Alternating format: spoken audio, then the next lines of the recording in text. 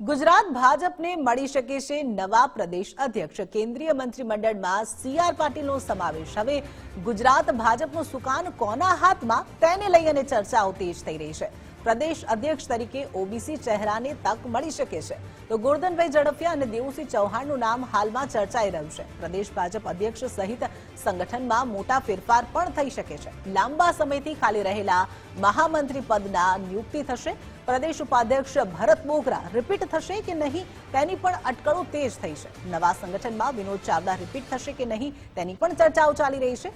જુલાઈમાં પાલિકા પંચાયતની ચૂંટણીને લઈ અને સંગઠનમાં ફેરબદલના સંકેત પણ જોવા મળી રહ્યા છે। તો સી.આર. પાટીલનો મંત્રીમંડળમાં સમાવેશ થતા હવે અટકળો લાગી રહી છે કે ગુજરાત ભાજપને નવા પ્રદેશ અધ્યક્ષ મળી શકે છે। હવે ગુજરાત ભાજપનું સુકાન કોના હાથમાં જશે તેને લઈ અને બે નામો ચર્ચાઈ રહ્યા છે। ગોરધનભાઈ ઝડફિયા અને દેવુસિંહ ચૌહાણ આ બે નામો છે કે જેમને ગુજરાતનું સુકાન સોંપવામાં આવી શકે છે। પ્રદેશ અધ્યક્ષ તરીકે ઓબીસી ચહેરાને પણ તક મળી શકે છે તેવી પણ એક શક્યતા વ્યક્ત કરવામાં આવી રહી છે। પ્રદેશ ભાજપ અધ્યક્ષ સહિત સંગઠનમાં મોટા ફેરફારો થવાની અટકળ લગાડવામાં આવી રહી છે।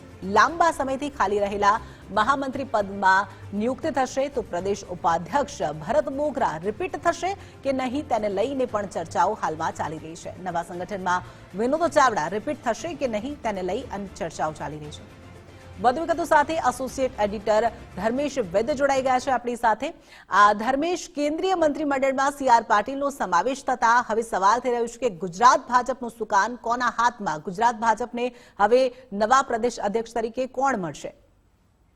जिंकल केंद्रीय मंत्रीमंडळना जे काल शपथविधि થઈ નરેન્દ્ર મોદીના મંત્રીમંડળમાં સી.આર. પાટીલ એટલે ભાજપના પ્રદેશ અધ્યક્ષ કે જેણે કુશળ કામગીરી કરી હતી ગુજરાતની અંદર અને એમનો સમાવેશ થતા હવે ભાજપના પ્રદેશ અધ્યક્ષ કોણ તેની અટકળો પર તેજ થઈ છે।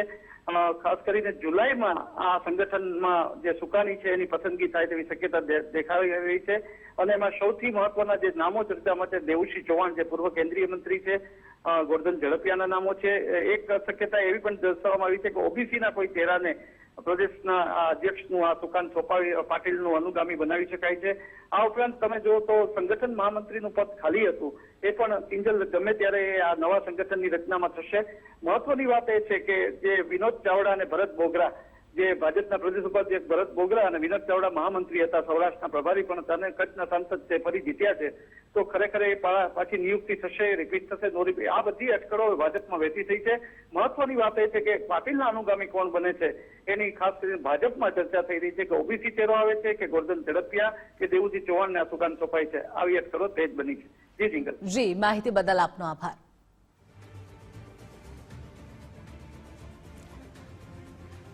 તો સી.આર. પાટીલનો મંત્રીમંડળમાં સમાવેશ થતા અનેક અટકળો લાગી રહી છે। ગુજરાત ભાજપનું સુકાન હવે કોના હાથમાં તેને લઈ અને બે નામો ચર્ચાઈ રહ્યા છે। ગોરધનભાઈ ઝડફિયા અથવા તો દેવુસિંહ ચૌહાણને ગુજરાત ભાજપનું સુકાન સોંપવામાં આવી શકે છે તેવી પણ ચર્ચાઓ છે।